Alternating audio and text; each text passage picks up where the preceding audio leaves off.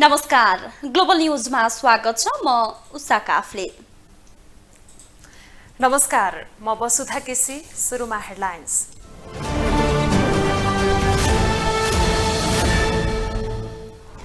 सरकार मृत अवस्थामा पुगिसकेको एमाले अध्यक्ष ओलीको टिप्पणी मुलुकलाई जर्जर अवस्थामा पुर्याएको आरोप।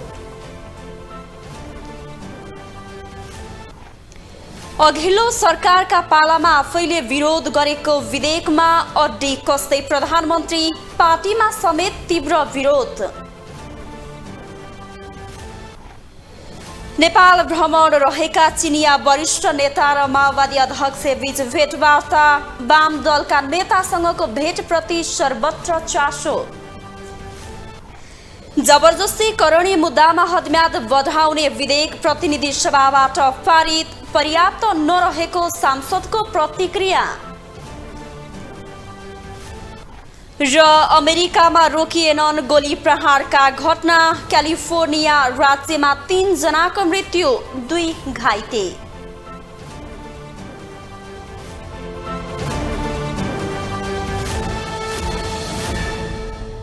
एमाले अध्यक्ष केपी शर्मा ओलीले शेरबहादुर देउवा नेतृत्वको वर्तमान सरकारमाथि खनिनु भएको छ। गठबन्धनका नेताले देशलाई अधोगतिमा लगेको भन्दै सरकार मृत अवस्थामा पुगिसकेको टिप्पणी गर्नुभयो। जनपक्षीय काम गर्न असफल भएको दावी गर्दै उनले वर्तमान सरकारले देशलाई श्रीलङ्काको बाटोमा पुर्याउने दावी गर्नुभयो। सोमबार काठमाडौँमा सम्पादकहरूसँगको अन्तर्क्रियामा एमालेका अध्यक्ष केपी शर्मा ओली देउवा नेतृत्वको वर्तमान सरकार विरुद्ध आक्रामक तवरले प्रस्तुत भए। प्रधानमन्त्री देउवाका विरुद्ध आक्रामक देखिएका उनले वर्तमान सरकार मृत भइसकेको टिप्पणी गरे। यो डेड भइसक्यो, यो गठबन्धन देशका लागि यो मृत भइसक्यो। मृत भइसकेपछि सतीदेवीलाई शिवले काँधमा बोकेर हिँड्दा, भगवान शिवले बोकेर हिँड्दा त सतीदेवी बाँचिने काम लागेन भने यस्तो गठबन्धन बोकेर हिँडेर कुनै अर्थ छ? यो कुनै काम आउन सक्छ? त्यसकारण यो सड्ने गडाउने यसका अङ्ग प्रत्यङ्ग झरेर एउटा अङ्ग अस्ति झरेको देख्नुभयो तपाईँहरूले पटाक्क भएर। देउवामाथि अर्को हमला गर्दै ओलीले सरकार कसले चलाउँछ भन्ने प्रश्न उठेको बताए। देउवा पत्नी आर्जु राणा र उनका भाइलाई लक्षित गर्दै उनले सरकार सरले चलाउनु हुन्छ कि म्याडम भन्नेतर्फ आफू नजाने टिप्पणी गरे। जुन कुशासन छ त्यसका ठाउँमा सुशासन ल्याउन सकिन्छ कि सकिँदैन? मुख्य कुरा सुशासन ल्याउने कुरा हो। लोकतान्त्रिक अभ्यासतर्फ देशलाई फर्काउने कुरा हो। मैले गठबन्धनहरू बनाएर हेरेको छु, चलाएर हेरेको छु। त्यसकारण गठबन्धनका लागि गठबन्धन अथवा सङ्ख्यात्मक परिवर्तन ल्याउन सकिन्छ, फेरबदल ल्याउन सकिन्छ र सरकार परिवर्तन गर्न सकिन्छ भन्ने कुरा होइन। अर्को प्रसङ्गमा ओलीले देश अहिलेकै तरिकाले अधोगतिमा जाने हो भने श्रीलङ्का भन्दा पनि खराब स्थितिमा पुग्न सक्ने बताए। बजेट निर्माणमा घुसपैठ गराइएको घटना निकै गम्भीर भएको टिप्पणी गर्दै ओलीले अर्थ मन्त्रालयको बदमासीमा प्रधानमन्त्रीको समेत सेटिङ हुन सक्ने संकेत गरे। त्यो हामीले विभिन्न देशमा देख्यौँ, फिलिपिन्समा पनि उहिले देखिया हो, इन्डोनेसियामा पनि देखिया हो, इरानमा पनि उहिले देखिया हौँ, अरू ठाउँमा पनि देखिया हौँ। अहिले पनि हामी श्रीलङ्कातिर देख्दैछौँ। यदि पपुलर हुन सकेन सरकार भने जनता आयो भने अदालतले हटाउने होइन, जनताले हटाउँदो रहेछ। जनताबाट हटाउन सकिँदैन र जालजेल गर्नु पर्यो भने अनेक ठाउँहरू निक्लिँदा रहेछन्। त्यो त हाम्रो अगाडि दृष्टान्तहरू छ नि त।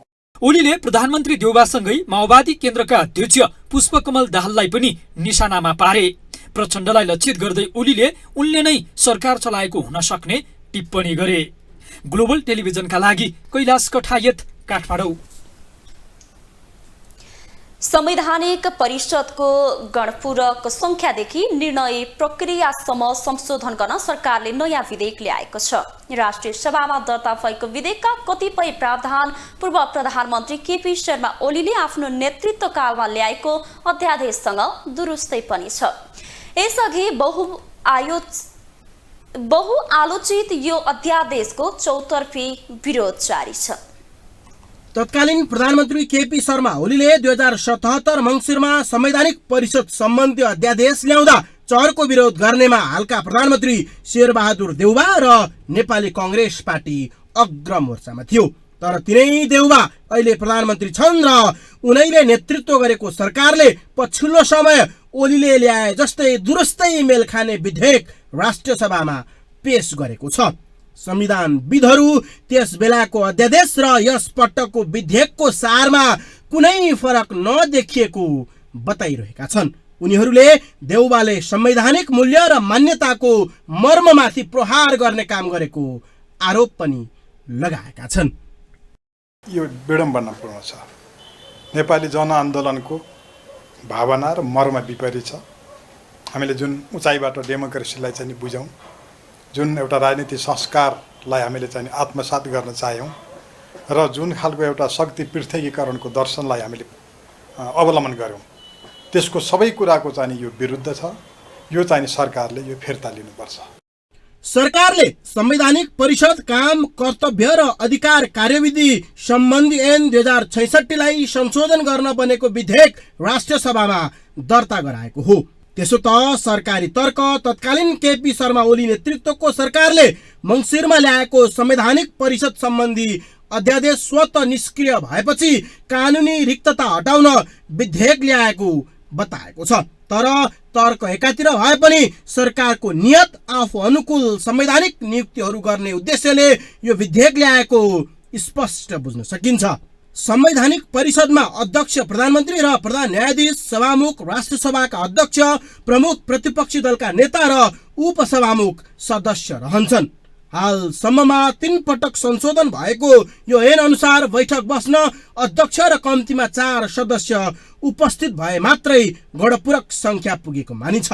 तर अहिले सरकारले अघि सारेको विधेयकमा अध्यक्ष र तत्काल बहाल रहेका कम्तीमा 50% सदस्य उपस्थित भएमा संवैधानिक परिषद बैठकका लागि गणपूरक संख्या पुगेको मानिने प्रावधान छ।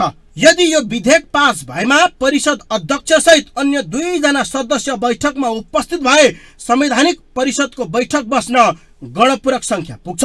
त्यसो हुँदा विपक्षी दलका नेता सहित अर्का 1 सदस्य अनुपस्थित हुँदा पनि कुनै असर पर्दैन। अर्थात् यो विधेयकले संविधानले परिकल्पना गरेको संवैधानिक परिषदको संरचना नै भत्काएको छ। संवैधानिक परिषदको गणपूरक संख्यादेखि निर्णय प्रक्रियासम्म संशोधन गर्न सरकारले नयाँ विधेयक ल्याएपछि कांग्रेस नेताहरू नै प्रधानमन्त्रीसँग रुष्ट मात्रै बनेका छैनन्, विरोधमै उत्रिएका छन्। अब अहिले आएर त्यसलाई चाहिँ फेरि पुरानै अवस्थाको संरचना मा चाहिँ फेरि 3 जनाकै उपस्थितिले चाहिँ कुनै पनि निर्णय गर्न सक्ने भन्ने व्यवस्था राख्न खोज्नु, बदल्न खोज्नु सरासर संविधानको मर्मको व्यवस्थाको चाहिँ प्रतिकूल हो। यो कुरा ठिक होइन। त्यसो त गएको 1 वर्षदेखि संवैधानिक परिषदको बैठक बसेको छैन। अहिले सबैजसो संवैधानिक निकायमा पदाधिकारीहरू नियुक्ति भइसकेका छन्। यो बेला देउवा सरकारले संविधान प्रतिकूल हुने गरी किन विधेयक ल्यायो? आखिर देउवा के चाहन्छन्? किन असंवैधानिक बाटोमा हिँड्न चाहँदैछन्? सरकारको उक्त कदमसँगै यतिखेर सरकारको तीव्र आलोचना र विरोध जारी छ। प्रधानमन्त्री, पार्टी सभापति र कांग्रेसलाई नै प्रहार गरेर चौतर्फी विरोध भएपछि कांग्रेस महामन्त्री गगन कुमार थापा र विश्वप्रकाश शर्माले भने दर्ता भएको संवैधानिक परिषद सम्बन्धी विधेयक आज भोलि नै फिर्ता हुने भन्दै लात छोप्न खोजेका छन्। हामीले सभापतिलाई भेटेर प्रश्न के भन्यो, भनेको जस्तै गल्ती गर्ने छुट नेपाली कांग्रेसलाई छैन।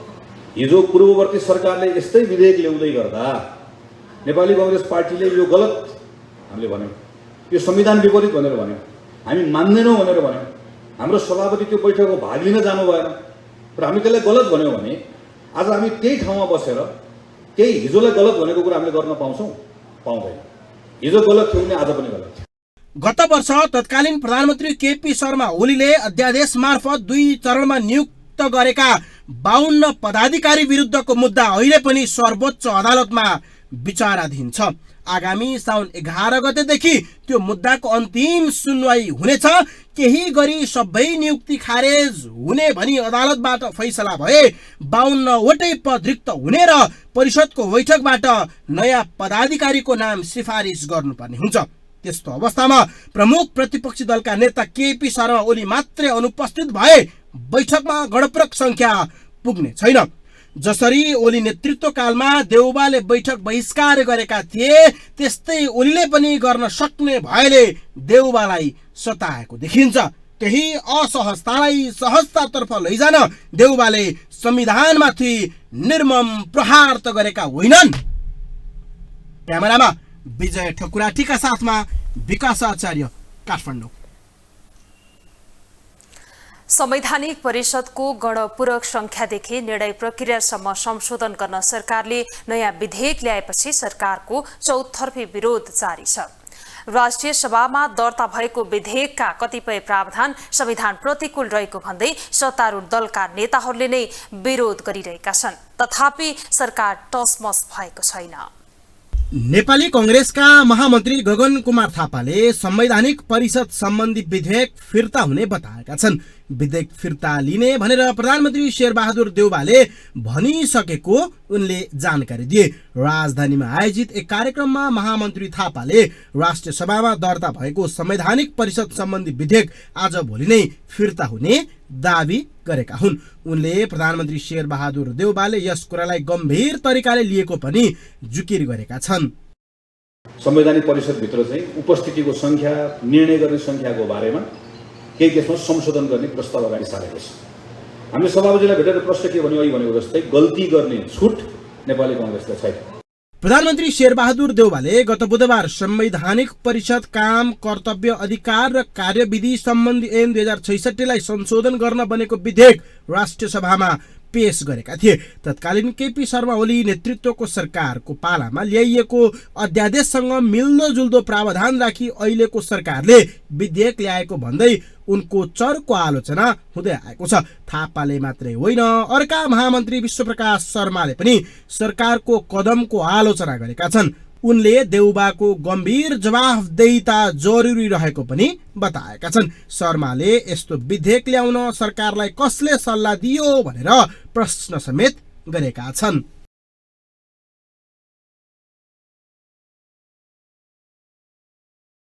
त्यस्तै नेपाली कांग्रेसका नेता डाक्टर शेखर कोइरालाले संवैधानिक परिषद सम्बन्धी विधेयक फिर्ता हुनुपर्ने धारणा राखेका छन्। पार्टी कार्यालय सानेपामा सञ्चारकर्मीहरूसँग कुरा गर्दै डाक्टर कोइरालाले संवैधानिक परिषद सम्बन्धी अध्यादेश ल्याउँदा ओली सरकारको विरोध गरेका थियौं, आफूहरूले त्यो बेला विरोध गरेको अध्यादेश विधेयकका रूपमा ल्याउनु गलत रहेको उनको जिकिर छ। क्रिया हो, यसरी गर्न हुँदैन भनेर भनेको त्यो विधेयक त लग्नै हुँदैन त, त्यो त त्यसै फिर्ता गर्नु पर्यो। सरकार र देउबाको सत्तारूढ दलबाटै चर्को विरोध जारी छ। देउबा र उनी नेतृत्वको सरकारलाई विरोध गर्न एमाले पनि कुनै कसर बाँकी राखेको छैन। देउबाको उक्त कदमलाई प्रमुख प्रतिपक्षी दल नेकपा एमाले पनि विरोध गरिरहेको छ, जबकि एमाले स्वयंले पनि यसअघि यस्तै प्रकृतिको अध्यादेश ल्याएको थियो।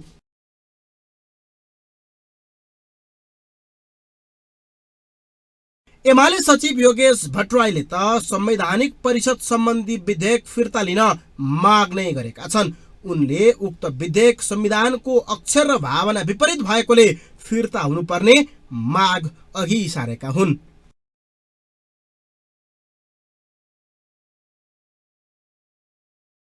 सत्तारूढ दल नेकपा माओवादी केन्द्रका वरिष्ठ नेता नारायण काजी श्रेष्ठले पनि संवैधानिक परिषद ऐन संशोधन विधेयक बारे 5 दलीय गठबन्धनमा अविलम्ब छलफल हुनुपर्ने बताएका छन्।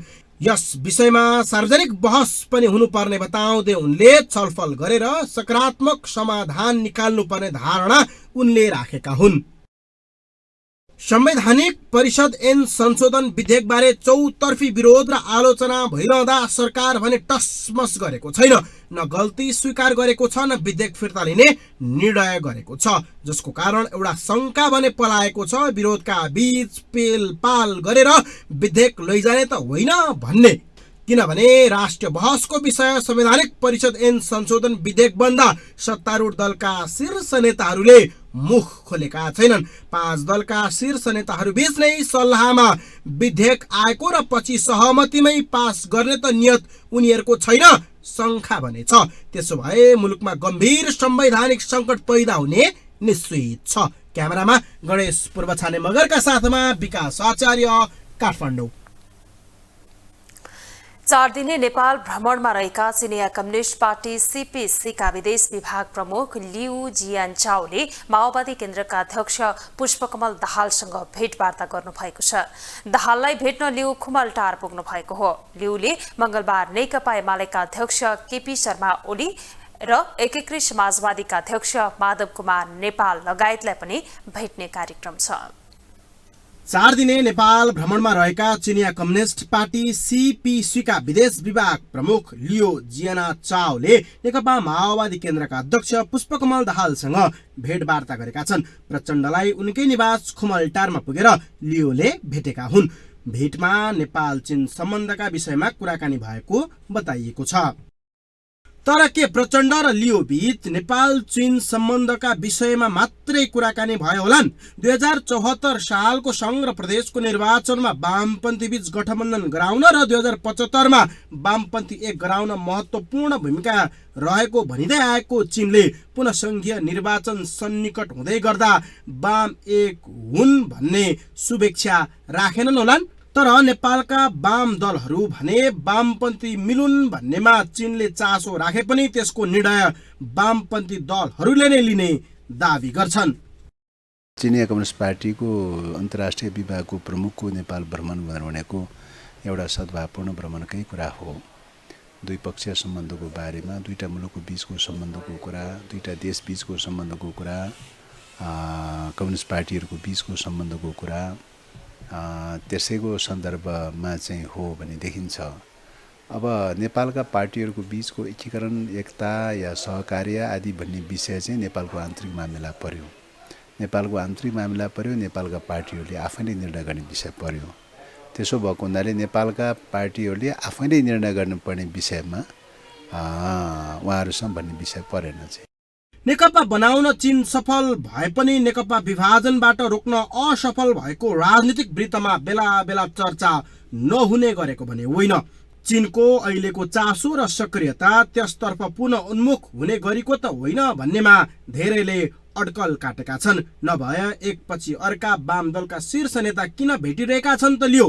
प्रधानमन्त्री शेरबहादुर देउबा र परराष्ट्र मन्त्री डाक्टर नारायण खड्कासँग आइतबार भेटघाट गरेपछि उनी वाम दलका नेता भेट्न सुरु गरेका हुन्। लियोले मंगलबार नेकपा एमालेका अध्यक्ष केपी शर्मा ओली, एकीकृत समाजवादीका अध्यक्ष माधव कुमार नेपाल लगायतसँग भेटवार्ता गर्ने कार्यक्रम छ। मंगलबार बिहान राष्ट्रपति विद्यादेवी भण्डारीसँग भेटवार्ता गरेर उनी बुधबार स्वदेश फर्किनेछन्। सीपीसीका विदेश विभाग प्रमुख जियानचाओ आइतबार बिहान काठमाडौँ आएका थिए।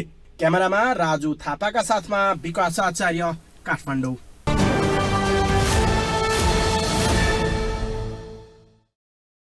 यौन जङ्ने हिंसा सम्बन्धी कसुरमा हदम्याद बढाउने कि हटाउने भन्ने बहस भइरहेका बेला बलात्कार मुद्दामा हदम्याद बढाउने विधेयक प्रतिनिधि सभाबाट पारित भएको छ। आज बैठकले प्रचलित प्रावधानमा हेरफेर गर्दै विधेयक पारित गरेको हो। तर केही सांसदले भने यौन हिंसा नियन्त्रणका लागि यो विधेयक पर्याप्त नरहेको बताएका छन्। प्रतिनिधि सभाबाट पारित भएको विधेयक राष्ट्रिय सभाले पारित गरेपछि कानुनको रूप लिनेछ। लामो समयको बहस र छलफलपछि अन्ततः बलात्कार मुद्दामा हदम्याद बढाउने विधेयक प्रतिनिधि सभाले पारित गरेको छ। सोमबार बसेको प्रतिनिधि सभाको बैठकले पारित गरेको विधेयकले बलात्कार मुद्दामा उजुरी गर्न पाउने प्रचलित प्रावधानमा हेरफेर गरेको छ। यसअघि यौन हिंसा र बलात्कारजन्य घटना भएको खण्डमा नाबालिगको हकमा बालिग भएपछि 1 वर्षभित्र उजुरी दिनुपर्ने, अन्यथा मुद्दा नलाग्ने व्यवस्था थियो। यसपटक यसलाई बदलेर उजुरी गर्न पाउने समय थपिएको छ।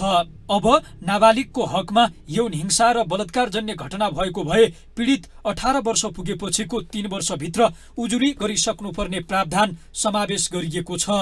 बालिगको हकमा यौनजन्य हिंसा भएको 1 वर्षभित्र उजुरी गरिसक्नुपर्ने प्रचलित व्यवस्थालाई बदलेर घटना भएको 2 वर्षभित्र उजुरी गरिसक्नुपर्ने व्यवस्था गरिएको छ। अर्कोतर्फ अपाङ्गता भएका व्यक्ति, 70 वर्ष पुगेका ज्येष्ठ नागरिक र सुस्त मनस्थितिको हकमा हिंसामा परेको 3 वर्षभित्र उजुरी गरिसक्नुपर्ने नयाँ प्रावधान पनि विधेयकमा थपिएको छ। यस्तै यसअघि यौन हिंसा र बलात्कार तथा बलात्कारजन्य घटनामा झुट्टा उजुरी दिनेलाई कसुर गर्नेले पाउने सजायको आधा सजाय हुने प्रस्ताव सरकारले विधेयकमा राखेको थियो, तर यस्तो प्रावधानलाई प्रतिनिधि सभाले हटाइदिएको छ। पारित विधेयक अनुसार अब यौन हिंसा पीडितलाई राज्य कोषबाट क्षतिपूर्ति दिलाइनेछ। यसअघि पीडितलाई पीडकबाट नै क्षतिपूर्ति दिलाउने प्रचलित व्यवस्था थियो, तर यसलाई बदलेर यौन हिंसामा परेकाहरूलाई राज्य कोषबाट क्षतिपूर्ति दिलाउने व्यवस्था गरिएको छ। यस्तै पारित विधेयक अनुसार अब 10 वर्षभन्दा कम वा 10 वर्षदेखि 14 वर्षसम्म उमेरकी बालिका, पूर्ण अशक्त, अपाङ्गता भएका वा 70 वर्षभन्दा बढी उमेरका महिलामाथि हिंसा गर्नेलाई कैद सजायका अतिरिक्त 7 लाख रुपैयाँसम्म जरिवाना हुनेछ। यस्तै 14 वर्षदेखि 18 वर्ष उमेरका बालिकालाई हिंसा गर्नेलाई 5 लाख रुपैयाँसम्म र 18 वर्षभन्दा माथि उमेरकी महिला भए हिंसा गर्नेलाई 3 लाख रुपैयाँसम्म जरिवाना हुने प्रावधान विधेयकमा छ। तर सजायको यो प्रावधान पर्याप्त भने नरहेको महिला सांसदहरू बताउँछन्। यो विधेयकलाई हेर्दा दण्ड सजाय को व्यवस्था गरेको छ, जरिमानाको व्यवस्था गरेको छ, केही हदम्याद बढाएको छ। यसले मात्रै समाजलाई सुधार गर्न सक्दैन। त्यसैले हामीले अन्तर्राष्ट्रिय मापदण्डलाई हेरौँ, संयुक्त राष्ट्र सङ्घका उदाहरणहरूलाई हेरौँ, त्यो उदाहरण हेरेर यो कानुन निर्माण गरौँ। कानुन मन्त्री गोविन्द शर्मा कोइरालाले भने यो विधेयकले यौनजन्य हिंसा नियन्त्रणमा सघाउ पुग्ने बताए। व्यापक छलफलपछि विधेयक संसदमा आएको भन्दै उनले पूर्ण कार्यान्वयन हुने विश्वास व्यक्त गरे। माननीय सांसदहरूले संशोधन प्रस्ताव राख्नुभयो, समितिमा गयो, समितिमा छलफल भयो, हामी समितिमा बस्यौँ। समितिमा माननीय सांसदहरूले, समितिका सदस्यहरूले, आमन्त्रित गर्नुभएकाहरूले, संशोधन प्रस्ताव राख्नु उनीहरूले वा अरू किसिमले बोलाइएका एक्सपर्टहरूले कुरा राख्नुभयो।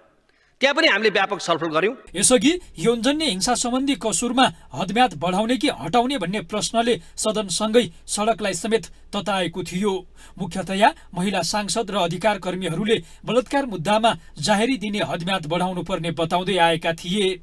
प्रतिनिधि सभाबाट पारित भएको विधेयक अब राष्ट्रिय सभामा पेश हुनेछ। राष्ट्रिय सभाले विधेयक जस्ताको तस्तै पारित गर्न वा सच्याउन प्रतिनिधि सभामै पठाउन समेत सक्ने व्यवस्था छ।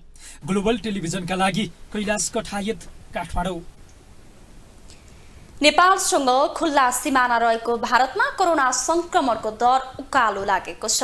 पछिल्ला केही दिन यता नेपालमा समेत कोरोना संक्रमितको संख्या बढिरहेको छ। ज्वरो आउने, रुगाखोकी लाग्ने र घाँटी दुख्ने जस्ता लगायतका समस्या देखिने गरेको छ। सामान्यतया मौसम परिवर्तन हुने समयमा ज्वरो आउने, रुगाखोकी लाग्ने समस्या देखिने गर्दछ, जुन कोरोनाको समेत लक्षण हो। पछिल्लो केही दिन यता नेपालमा कोरोना संक्रमितको संख्या समेत बढिरहेको छ। नेपालमा कोरोनाको नयाँ भेरिएन्ट समेत पुष्टि भएको छ। त्यसै कारणले सामान्य रुगाखोकी वा कोरोना के हो भनेर छुट्याउन समेत गाह्रो भइरहेको छ।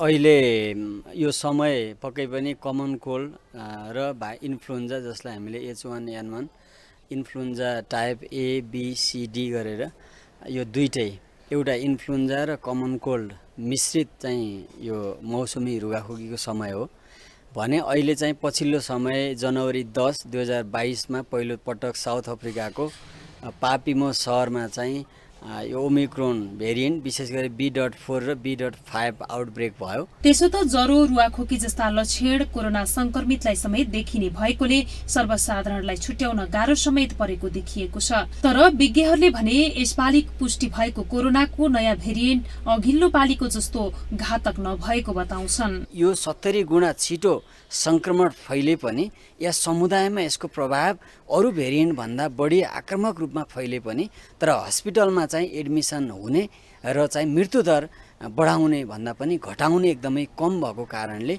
यो भाइरसबाट चाहिँ नागरिकहरू आत्तिहाल्नु पर्ने अवस्था छैन। केही समय अगाडि कोरोना संक्रमण हुँदा देखिने रुगाखोकी लाग्ने, ज्वरो आउने लक्षणहरू देखा पर्ने बित्तिकै मानिसहरू अस्पताल पुगिहाल्थे। तर अहिले त्यसलाई सामान्य रूपमा लिएर कतिपय व्यक्तिहरू अस्पताल नै धाउन छाड्ने र सुरक्षा मापदण्डलाई पालना नगर्नाले स्वास्थ्यमा थप समस्या देखिन सक्ने विज्ञहरूको भनाइ छ। ग्लोबल टेलिभिजनका लागि क्यामेरामा विजय ठकुराटीका साथमा सुनिता बास्कोटा, काठमाडौँ।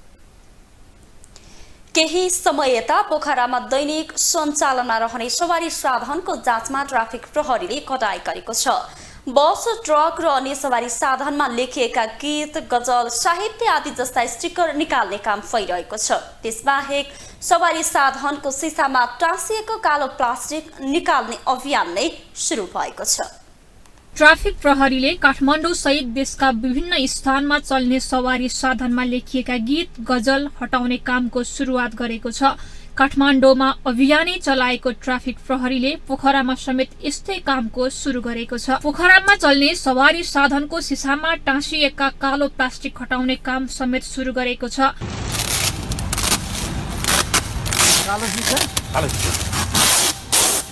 कानून अनुसार निजी र सार्वजनिक सवारी साधनको सिसामा रङ्गी बिरङ्गी प्लास्टिक टाँस्न पाइन्न।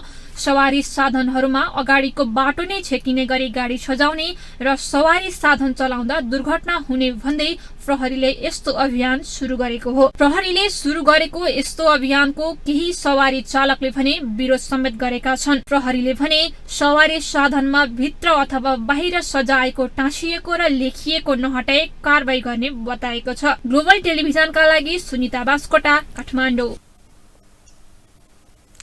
सवारी चालक अनुमति पत्र वितरणमा भएको अनियमितता, लापरवाही र ढिलासुस्ती विरुद्ध आज युवा संघ नेपालले यातायात व्यवस्था कार्यालय घेराउ गरेको छ।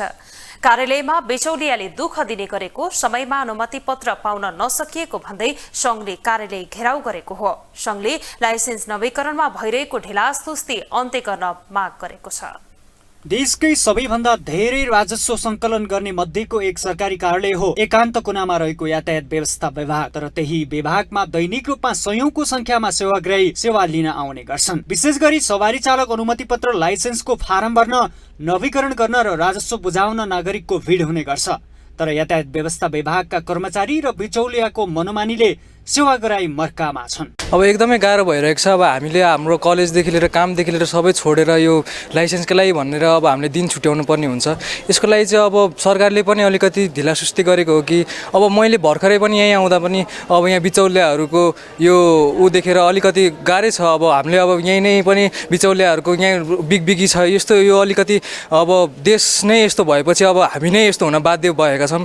यसको लागि चाहिँ अब सरकारमा एउटा ठुलो पहल हुन जरुरी छ। कार्यालयले दिने सेवाकै विषयलाई लिएर सोमबार एमाले निकटको युवा संघ नेपालले सवारी चालक अनुमति पत्र वितरणमा भएको अनियमितता, लापरवाही र ढिलासुस्ती विरुद्ध यातायात व्यवस्था विभाग घेराउ गरेको छ। कार्यालयमा बिचौलियाले दुःख दिने गरेको, समयमा अनुमति पत्र पाउन नसकिएको भन्दै संघले कार्यालय घेराउ गरेको हो। दैनिक रूपमा हजारौं सेवाग्राहीहरू यो ठाउँमा आउनुहुन्छ र फारम भरेको दिनदेखि लाइसेन्स प्राप्त गर्दाको दिनसम्म उनीहरूले जीवनमा कहिले भोग्नु नपरेको शास्ति, तनाव, उत्पीडन बेहोर्नुपर्छ। पहिलो कुरा फर्म नै खुल्दैन। अनलाइन फर्म भनेको छ, फर्म कहिले खुल्दैन। बिचौलिया नसमाती काम हुँदैन। कर्मचारीलाई 2-4 पैसा तलमाथि गरेर अलिकति उनीहरूलाई खुसी नबनेको नि केही काम हुँदैन। फारम भर्ने दिनदेखि नै भ्रष्टाचार सुरु छ यहाँ। त्यो नीतिगत त फर्म चाहिँ कस्तो बनाइएको छ भने अनलाइन फर्म भनिएको छ, कहिले पनि खुल्दैन। त्यो सेटिङमा त्यस्तो गरिएको छ।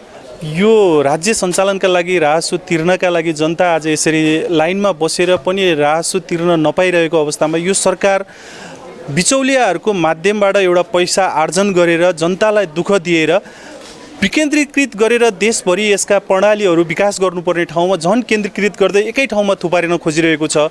यो गर्न खोज्नु भनेको जनताबाट भ्रष्टाचार अथवा चाहिँ बिचौलियाबाट पैसा सङ्कलन गरेर, घुस सङ्कलन गरेर काम, पैसा तिर्नेहरूको काम फटाफट गरिदिने, पैसा नतिर्नेहरूको 2 वर्ष 3 वर्षसम्म आज हामीले पनि यहाँ पनि देख्न सक्छौँ लाइसेन्स नपाइरहेको अवस्था छ, रिन्यू नभइरहेको अवस्था छ। यो विशुद्ध पैसा कमाउनका लागि यहाँका कर्मचारीहरू यहाँको यो कर्मचारीहरूको संयन्त्र नै आज भ्रष्टाचारमा चुर्लुममा डुबेको कारणले यस्तो भइरहेको छ। युवा संघको ज्ञापन पत्र र सेवाग्राहीको गुनासो बुझेपछि यातायात व्यवस्था विभागका कार्यालय प्रमुख अच्युत राज रेग्मीले नागरिकका समस्याको ध्यान आकर्षण भएको बताए। उनले कर्मचारीको संख्या कम हुँदा कार्यालयले दिने सेवामा समस्या आइरहेको समेत दावी गरे। यो अफिसलाई किन यति थोरै कर्मचारीले चलाएको, किन यस्तो यो भिडभाड हुने ठाउँमा राखेको होइन, यो अफिसमा यस्तो ठाउँमा राख्ने पनि होइन। वास्तवमा खुल्ला ठाउँमा राज्यको चाहिँ यस्तो प्रोपर्टी छ, तपाईँको चाहिँ यति रेभिन्यू कलेक्सन गर्ने, त्योभन्दा पनि अझ महत्त्वपूर्ण सेवा प्रवाह गर्ने अफिसलाई तपाईँको खुल्ला ठाउँमा राख्नुपर्छ धेरै जनशक्तिले चलाउनुपर्छ, युवा छानेर ल्याउनुपर्छ, मान्छे के कमजोरीहरू छन् सुधार गर्नुपर्छ भन्ने विषयमा हामीले पटक पटक हाम्रो विभाग जसले अपरेसन गर्छ नि सिस्टम त यो अफिसले अपरेसन गर्छ, देशभरिको सिस्टम चाहिँ अर्थव्यवस्था विभागले अपरेसन गरिरहेको छ भनेपछि हामीले त्यहाँ चाहिँ नि ती कुराहरू भनेका छौँ र केही सुधार भएको छ, अझ धेरै सुधार हुनुपर्ने बाँकी कुराहरू छन्। ती कुरा भएपछि अझै सिस्टम फास्ट हुने, सिस्टममा चाहिँ सब चिजहरू देखिने, तपाईँले करेक्सन गरे, कसले के करेक्सन गर्यो, कुन मितिमा के चाहिँ हटायो, के थप्यो भन्ने कुराको चाहिँ सूचना त्यहाँबाट दिन सक्छौँ। यातायात व्यवस्था विभागको कार्यालय एकान्त कुनामा प्रत्येक दिन सयौंको संख्यामा नागरिक सेवाको लागि धाउने गर्छन्। यातायात व्यवस्था विभागका अनुसार एक दिनमा 2000 नागरिकलाई मात्रै सेवा दिन सक्छ। सेवाग्राहीको संख्या अत्याधिक हुनु र कर्मचारी कम हुँदा बिचौलियाको बिग समेत हुने गरेको छ। ग्लोबल टेलिभिजनका लागि क्यामेरामा सञ्जय खड्काका साथमा विनोद विक्रम भण्डारी, काठमाडौँ। अब पालो ग्लोबल भोइसको।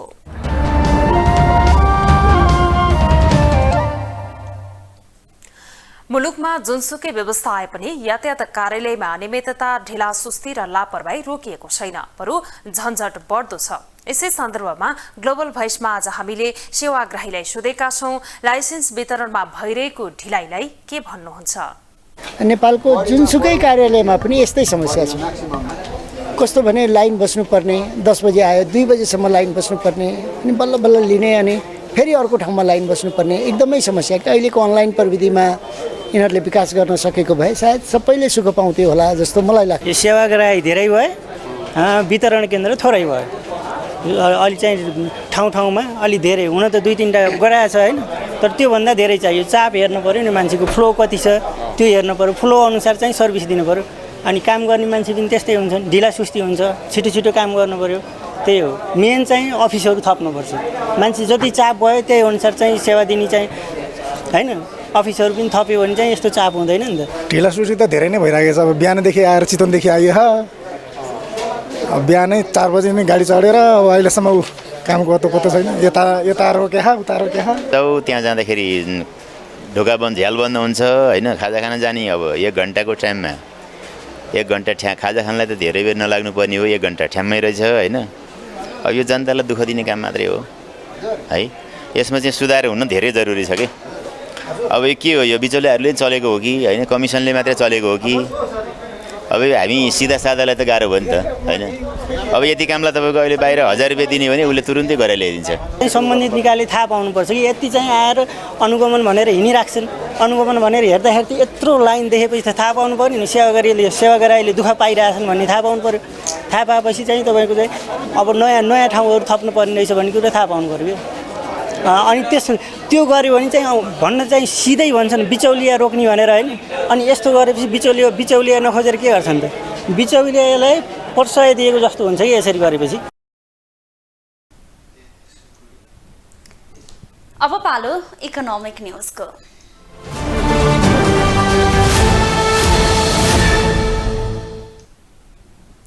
नेपाल राष्ट्र बैंकका गभर्नर महाप्रसाद अधिकारीले आगामी आर्थिक वर्षमा पनि मूल्य वृद्धि लक्ष्यभन्दा माथि नै हुने बताउनु भएको छ। प्रतिनिधि सभा अन्तर्गतको अर्थ समितिको बैठकमा आज गभर्नर अधिकारीले अन्तर्राष्ट्रिय बजारमा समेत अत्याधिक मूल्य वृद्धि भएकाले लक्ष्यभन्दा बाहिर जाने अवस्था रहेको बताउनुभयो। गभर्नर अधिकारीले विश्वका अधिकांश मुलुकका केन्द्रीय बैंकले मूल्य वृद्धि नियन्त्रण गर्ने मौद्रिक नीति ल्याएकाले नेपालले पनि त्यसतर्फ ध्यान दिनुपर्ने बताउनुभयो। विश्व अर्थतन्त्रमा जुन खालको मूल्य वृद्धि बढ्दै गइरहेछ यसलाई एड्रेस गर्न विश्वका सबै जसो केन्द्रीय ब्याङ्कले एक किसिमका आफ्नो कार्यदिशा चाहिँ अगाडि ल्याइरहेछन् र एकदम फ्रिक्वेन्टली पोलिसी एडजस्टमेन्टहरू गरिरहेको हामी पाउँछौँ। गभर्नर अधिकारीले मुलुकमा एउटै व्यापारी घरानाले बैंकिङ कर्जा सुविधा लिँदा अर्थतन्त्रमा जोखिम बढेको बताउनुभयो। उहाँले एउटै व्यवसायी घराना बैंक इन्सुरेन्स, धितोपत्र र अन्य व्यवसायमा सहभागी निश्चित व्यवसायीले कर्जा लिँदा अर्थतन्त्रमा जोखिम निम्तिने बताउनुभयो।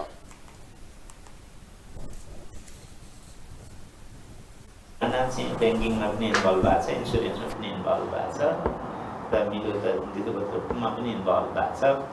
अनि अरू बिजनेस कङ्ग्लोमरेट पनि उसको हुन्छ भनेपछि बिजनेसमा चाहिँ सारा सर्कलै निश्चित धारणाहरूले लिइराख्दाखेरि चाहिँ भोलि अर्थतन्त्रमा एक खालको जोखिम त्यसले चाहिँ निम्त्याउँछ। गभर्नर अधिकारीले शेयर बजारको नियामक निकाय राष्ट्र बैंक नभएको भन्दै शेयर धितो कर्जाको 4 देखि 12 करोड सीमाको विषयमा नबोल्ने बताउनु भयो। उहाँले आफूहरूले बोल्दा शेयर बजारमा नकारात्मक असर पर्दै गएको बताउनु भयो।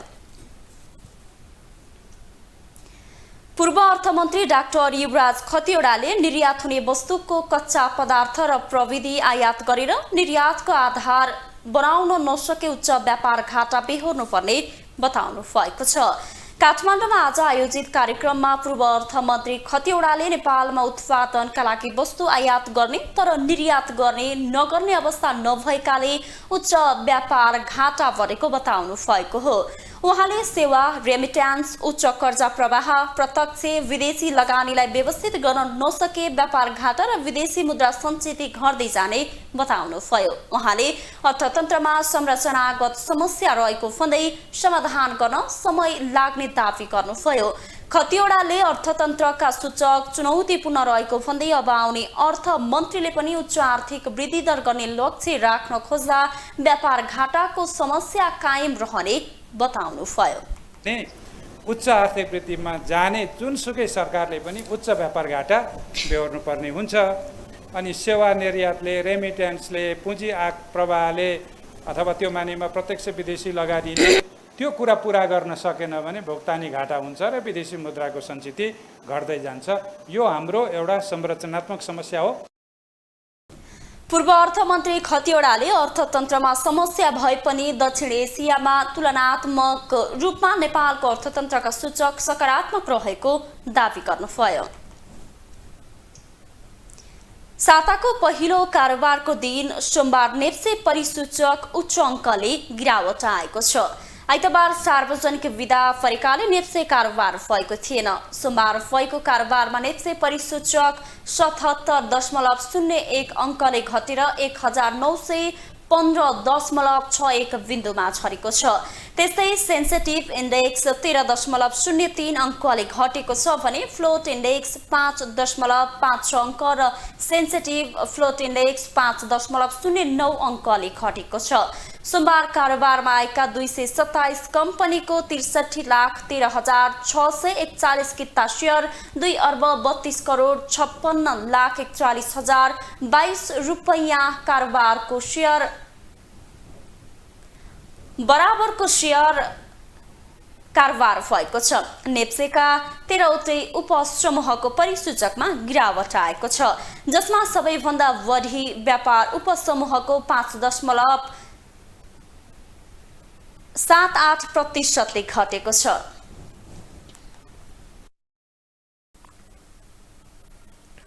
अब इन्टरनेशनल न्यूज।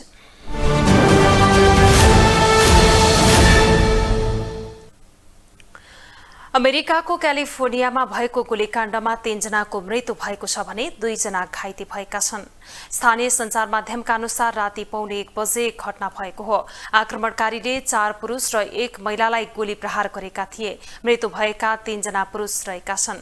अमेरिकामा गोली प्रहारका घटना निरन्तर हुन थालेका छन्। एक साताभित्र यो तेस्रो घटना हो। यसअघि भएका घटनामा 9 जना मारिएका थिए। गोली प्रहारका घटना निरन्तर हुन थालेपछि बन्दुक सम्बन्धी विद्यमान कानूनलाई संशोधन गर्नुपर्ने आवाज बढ्दै गएको छ। ग्लोबल न्यूज कन्तीमा अहिलेसम्मका हेडलाइन्स पुनः एकपटक।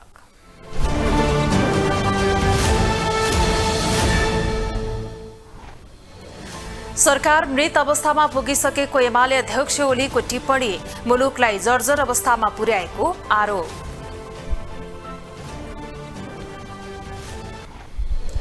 अघिल्लो सरकारको पालामा आफैले विरोध गरेको विधेयकमा अड्डे कस्दै प्रधानमन्त्री, पार्टीमा समेत तीव्र विरोध। नेपाल भ्रमणमा रहेका चिनिया वरिष्ठ नेता र माओवादी अध्यक्ष बीच भेटवार्ता। वाम दललाई नेतासँगको भेटप्रति सर्वत्र चासो। जबरजस्ती करणी मुद्दामा हदम्याद बढाउने विधेयक प्रतिनिधि सभाबाट पारित, पर्याप्त नरहेको सांसदको प्रतिक्रिया। र अमेरिकामा रोकिएन गोली प्रहारका घटना, क्यालिफोर्निया राज्यमा 3 जनाको मृत्यु, 2 घाइते।